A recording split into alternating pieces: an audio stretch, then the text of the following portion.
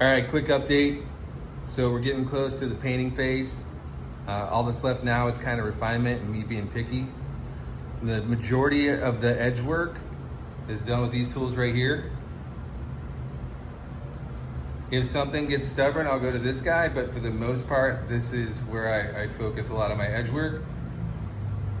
I'll post a couple clips of that into this video so you can kind of see how I do that, but this is where it all like mainly comes from.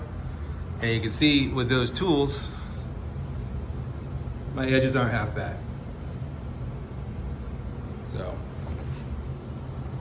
all right, that's it for me talking tonight. The rest of this video will be some clips of me sanding if you choose to watch it.